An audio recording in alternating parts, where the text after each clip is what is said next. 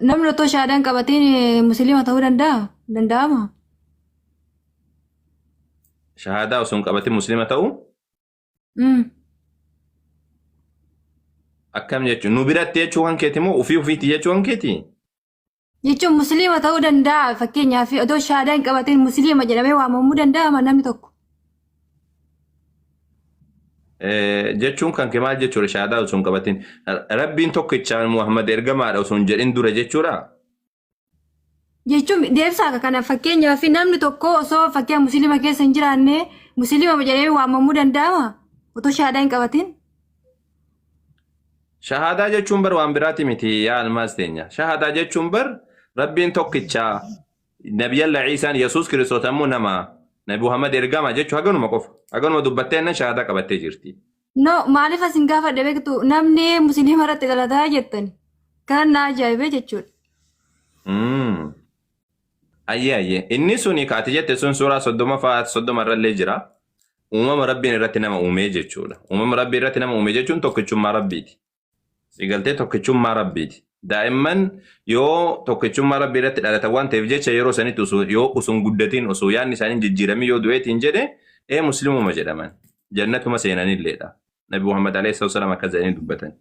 Amma daa'ima kan keedha fakkeenyaaf ati daa'ima osoo qabaatte daa'ima yoo qabaatteetiin jette ati daa'imni kan kee osoo afaan hin bariin osoo ati hin jallisiin osoo ati kiristaanummaan kaasiin yoo inni du'eetiin jedhe jannata seenaa jennaan nuti. Otoo Muhammaditti namaniin jechuun musliima ta'uu danda'ama. Nabi Muhammaditti amanuun kan isarra dirqama ta'u laal. Nabi Muhammadin alayhi salaam amanuun kan dirqama ta'u erga guddatee bareeyyi booda. Salaan niyyuu fakkeenyaaf hundi isaatu yeroo takka. Eeywa nuti bar wantoonni kunniin waan suutaan barataatiin deemtudha. Fakkeenyaaf amma mee waa si ibsaan. Waaqeffataa bira yoo dhaqneetiin jiru waaqeffataa yeroo shahadaa qabsiifnu Yesuus waaqa mitii jedhin jennuun sababni isaadhaa inni akka jedheen beeku qaba. Nuti akka wanni hundi isaatu adaduma beektuun dirqama sirratti taa'adeem. Fakkeenyaaf salaanni daa'imummaa irratti miti ka dirqama namaa irratti ta'u. Soomni daa'imummaa irratti miti ka dirqama ta'u. Zakaan dirqama kan namaa irratti ta'u daa'imummaa irratti miti yeroodhaan. Fakkeenyaaf yeroo jalqabaadha daa'imni Rabbii tokkichadha tokkichummaa Rabbii irratti dhalata sun gahaadha. Haganumatu isarra barbaadama. Achi yoo ol guddatee afaan baree hubatee jedhe Quraana dubbisuu baratee waan namni jedhu yoo barateetiin jedhe ammoo achi boodaan barsiifama. Nabi Muhammad alayhi salaam akka ergamaa ta'an kana hunda barsiifama. Erga beeke eega barateen booda yoo dide ibidda seena. Garuu ammoo osoo hin baratiin dura daa'imummaadhaan ammoo tokkichummaa Rabbii qofa of keessaa qaba. Barachuu hin danda'u. Sababa kanaaf jecha inni daa'imni sun islaamumarra jiraa jennaan. Fixxiramarra jiraa jennaan. Sigaltee islaamuma Nabi Muhammadin nabiyyummaa fakkeenyaaf amma namni Nabi Muhammadin dura jiru ban Nabi Muhammad ergamaadha jedhee ragaa ba'uun dirqama miti. Akkasiin jedhe almaaz ati islaama jechuun bar waan guddaa miti dhaabbata wayitii miti bar. Tokkichummaa Rabbii beekuudha. Achi booda ajaja Rabbii yoo hubatte salaatu soomu wama Rabbii itti si ajaje karaa nabiyyootatti ajaja sitti dhufe fudhachuudha. Daa'imman hundi isaatu jedhama caafa keessa wannaa keessatti hatta qorannaan kiristaanonni godhanuu isuma kana. Warri haakiminaallee dubbachuu hin danda'an isa kana irratti. Daa'imman hundi isaaniitu tokkichummaa Rabbii dhalatan jedhan. Afaan Ingiliffaa beektaa xiqqoosiidha. Dubbisuu yoo beekte irra galiiti ati googilii irratti barreessi ilaali yookaan weebsaayitii kiristaanotaa sii fida googiliinu. Tokkichummaa Rabbii irratti dhalata daa'imman xixiqqoon jedhee sii fida inni. Tokko Rabbiin tokko jedhaatiin alatti. Daa'imni waa'ee Rabbii maalitti beektu? Taasisaa yeroo daa'imummaa ishii maalitti beekti? Waa'ee Rabbii musliima irratti dhalataan hin jiru waan akkasii. Akkasii miti bar beekumsaa fi dhaloonni garagaraati. Irra dhalataa fi beekumsi garagara. Fakkeenyaaf amma daa'imni tokko harma maalitti beeka daa'imni bar gaafa dhalatu bar harma akkamitti hodha beektaati? Harma qabachuu isaa baruun. Sababni isaadha jeenetiksii jedhaniitu jira waan uumama namaa keessa jiru jechuun waan informeeshina wajjin dhalatan. Namni dhakaadhaa miti bara informeeshina wajjin dhalata. Informeeshina san suutaan mul'isaa barataa dubbataa irraa deema malee namni hundi isaatu informeeshina wajjin dhalata. Ustaaz nama shaadaa qabateetu musliima jedhee waamama malee musliima irratti dhalachuu kun sirrii miti. La akkasii miti akkati jetteedhaa miti kun waan tokko waan mormamuu qabu bar. Maaliif shaadaa hin qabanne garaa haadhaa keessatti maaltu shaadaa qabsiise? La shahaadaa qabachuun akkaan keetiif barbaachisaa siin jechuu jira almaaz. Shahaadaa qabachuun gurguddaa kan keetii ka jallatee kan karaarra maqsanii kan cuuphanii balleessanii akkana kana haaromsuudha kottu dubbadhu jenneen waan jechuudha malee daa'imman shahaadaa qabachuu wayitu hin barbaachisu. Wayi kan jedhu ani almaaz. Wayye. daa'imman osoo dhalatte arra daa'imni tokko arra dhalatte arruma osoo du'e. Cubbuun qabdu jedha wangeelti daa'imni. Cubbuun qabdu jedha. Ani kanan beeku ani. Rakkoo maal qaba kun? Cubbuun qabdu jedha daa'imni. Gaaba kanaafuu jannata seentii ettaanii mitiire? Isa waaqayyotu beeka. Warri Yesuusitti amananii. Eega cubbuun qabaanne akkamitti eega cubbuun qabaanne jannata seentii mitiire? Kana warra Yesuusitti amane duwwaadha kan hin beeku. Nan gaafateen akkana. Daa'imman yoo daa'imni kan kee si jala du'e eessa seenti amma osoo amma rabbiin si jalaan ajjeesini yoo daa'imni kan kee wayiidha amma fakkeenyaaf yoo daa'imni nama biraa jennu kan kee dhiifne daa'imni nama wayiidha yoo akkuma dhalatteen duute eessa seenti. Ani warra Yesuus Kiristoositti amaneetti hin beeka. Isaan kan immoo waaqayyo beekaadha waan maaliif cubbuun qaban jedha wangeelli. Eega cubbuun qabanne jannata seenanii mitiire? Kanaafuu musliimatti hin dhalanne kaa. Maal osoo musliiman taaneeti maaliif jannata seenarree nutu ka jennu isa kana ba cubbuu eegan qabaanne eega rabbi tokkicha waan beekanii waan tokkoyyuu hin beekanii. Daa'imni maal beekti? Akkamitti hin beekne daa'imni uumama namaa keessa akkamitti hin beekne isaa daa'imni hundi situ waa bee osoo waan beekin akkamitti dhalatti akkamitti harma haadhaa qabatti akkamitti haadha ta'uu beekti. Gaaffii sin gaafadha taas namni otoo shaadaan qabatee musliima ta'uu danda'a jennaan. Namni daamarratti dhalate musliimaa jedhe. Akka kan keetii kun hin danda'u daa'imman xixiqqoon ammoo hin dandeessi daa'imman xixiqqoon jannata seenti. Akka kan keetii kun ammoo hin danda'u akka kan keetii shahaadaa qabachuu qabu. Wayyaa rabbi. Fakkeenyaaf daa'imni kan keetuu jechuudha almaas daa'imni kan kee osoo an guddise na biratti osoo guddate shahaadaan qabsiisu haati tantee kiristaana jedhee shahaadaan qabsiisu daa'imni shahaadaa qabsiisu uumaan barbaachisu. Akkanumattuu islaamummaa irratti dhalate kalas waan salaati soomii jennee kan barsiisu malee shahaadaan qabsiifnu daa'imman. Daa'imni xixiqqoon maal waan dhararratti waan hin jenne tokkichummaa rabbii duruma keessa jira. Achi boodaan ammoo Nabi Muhammad akka ergamaa ta'an barsiisu salaata barsiisu sooma barsiisu kanuma malee daa'ima kan keetu osoo na biratti ka guddatu taate amma daa'ima kan keetu shahaadaan qabsiifnu akkas. Okay, naaf hin galle garuu rakkina qabu sinaasaa nama biraa wajjin haasaa. Baga siif hin galin. Ameen. Eebba moo abaarsa baga siin galin jechuun? Laa galeefii jira beekaatumaan akkas jetti malee galeefii jira. Waaqayyoon kee eenyu jedha mata duree keessanitti maal jechuudha gaaffiin kun immoo? Ati muslima moo kiristaana? Fatihaa jimmateettu? Ustaaz oolaa keenya keessaa tokkittii kana badde mee itti haasawaa tokkittii kana badde oolota keenya keessa oolota baay'ee qabnaa keessaa tokkittii makanan nurkaa badde. Gaafii qabda ayyee gaafii gaafadhu ayyee tana dhiisiiti tole. Ayyee mata duree keessanirra gubbaarra jiru waaqayyoon kee eenyu jedha gaaffiin maal dhiheessaa jirtan maal gaafachaa jirtan waa'ee amantiirra dhagahuu fi waan dhagahee immoo. Gaafatamuu barbaaddeeti ati? Yoo gaafattanis nan deebisaa anillee nan gaafadha. Ayyeetu. Waaqayyo kan kee eenyu? Yesuus Kiristoos. Isa malee kan biraa waaqni hin jiru? Hin jiru. Bacirraash? Cirraash hin jiru. Eessa jiru? Yesuus hin malee waan tokkoyyuu waan tokko hin jiru? Hai. Yesuusin ala eenyu jira? Yoo jiraate ibsuu hin dandeessu. Qalama diimaan naa barreessi. Qalama diimaan naa barreessi siitana. Qalama diimaan naa barreessi amma.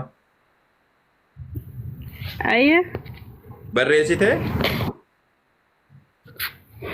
Qalamii diimaa jechuun ikkoo waan taane qalamii diimaan hin barreessu adiidhaan barreessan. Adii malee. Waan barreessite hin barreessiti qabi jabeessita hin gatiin siin jechuuf jedha. Ay lubbuu koota akkamitti hangata bara lubbuu kooti hin gatu bara. Tole qabi jabeessitati yaa rabbi haasawa sitti buuse rabbiin. Jabeessi qabi siin jechuumaaf jedhaan. Ay akka hin qabee jirutti ani sirriitti qabeen jira kanaaf deebii gaafadhu. Tamam. Amma Yesuus hin malee waaqni biraadha hin jiru jette. Yohaannis boqonnaa 20 lakkoofsa 14 baratti akkana jedhan diigne hin diigda amma diigda wallahi amma diigde akka hin diigne. Hin diigu. Yohaannis ana tiksilee kanneen sii dubbisaa achi boodan diigda. Yohaannis boqonnaa 20 lakkoofsa 17 ani gara waaqayyo kootiif waaqayyo keessanitti gara abbaa kootiif abbaa keessanitti ol nan ba'a jedhiitii barattoota kootti naa himin jedhe Yesuus. Maryam Magdalaatiin.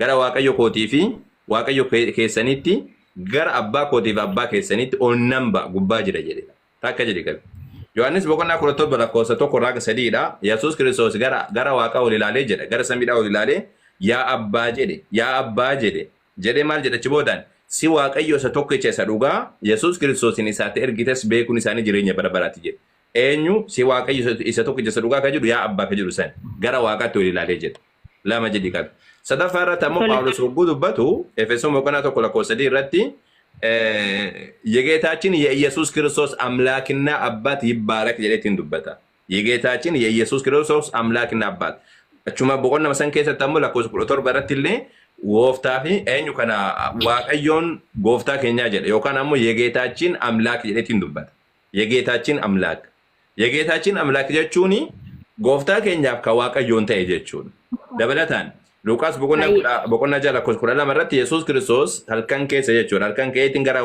gaaraatti ol ba'ee halkan guutuu waaqayyoon kadhachaa bulee jira. Waaqayyoon kadhachaa bule. Jabeessi qabisiisan.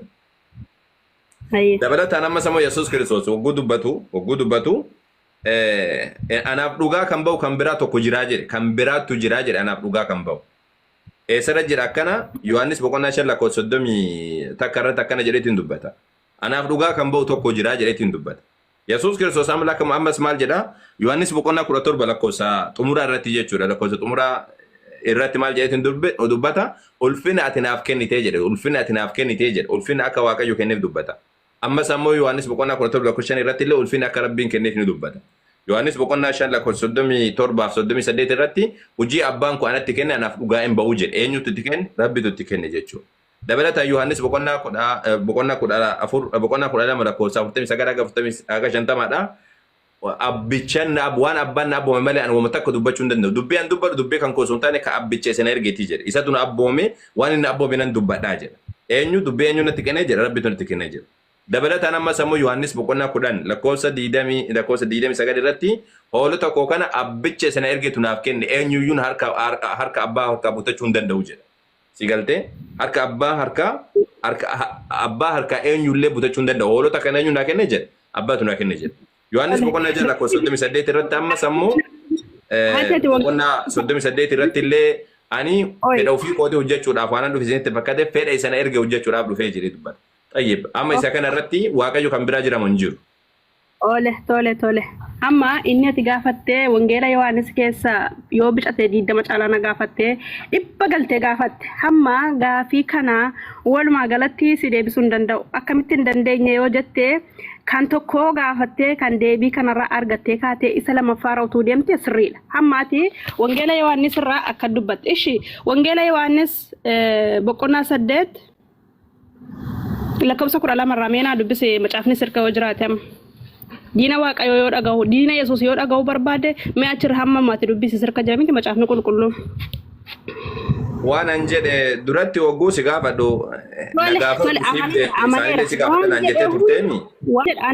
maaliif inni eenyuuf ibsee waaqayyoon kanuma hunda macaafa qulqulluu keessa jira miti kan tokkollee soban jedhu hunduma nan amanaa mee wangeela Yohaannis boqonnaa 8 lakkoofsa 12 irraa ati naa dubbisi jarma kana biratti rakkoon qabu. Anke fudhadheera hunda dhugaadha sobaa miti wanta hundinuu sobaa miti si deebis. Maal fudhatte isaanii dubbadhu siin jedhee bar deebii waan tokko naaf hin deebifne. No siif deebisaa rakkoon qabu wangeela keessa jira miti kana fuudheera okay ati jecha koo sirka jira macaafni maal fudhatte Yesuusiif wanni hundi isaa akka kenname ni amantaati. Hunda nan amanaan hunda sana nama ati naa dubbisi kai booda amanuu sadhiisu mirgite. Yeroo takka. Siif dubbisa duratti hogguu si gaafadhu waa gaafachuu barbaaddaa jennaan lakki amma waan gaafadhu booda gaafadhaa jette na gaafadhu jetteetiin turte. Kan Yesuusi dhaga'uu barbaadde. Tole kan Yesuusi sobaa. Ani har'a kana nama ariifatu wajjin dubbachuun barbaadu dhiifama wajjin. Mee suuta jedhi xiqqoosiidha. Suuta jedhiitii wajjin haasa'u yoo gaafii barbaadde dhiisii kana hunda isaas hin gaafadhuyyuu dhiisiiti gaafii kan keetti fuufi. Yoo ammoo waa dubbachuu barbaadde baay'ee keessa seente koo rakkoon wangeela baay'ee keessa seente tokko na gaafadhu. A tokko dubbiste hama meeqa galteesh. Tole wannan siin jedhe yaa mucayyoo teenya Yesuusiif wanni hundisaa akka Yesuusiif kenname ni beektaati. ايش تظهر بين ماما شو ايش معصبة dubbadhu طبيعي malee انا طبيعي عشان صوتك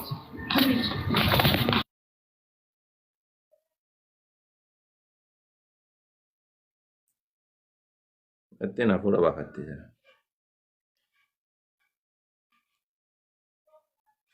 Yesuusii wajjin rakkatanii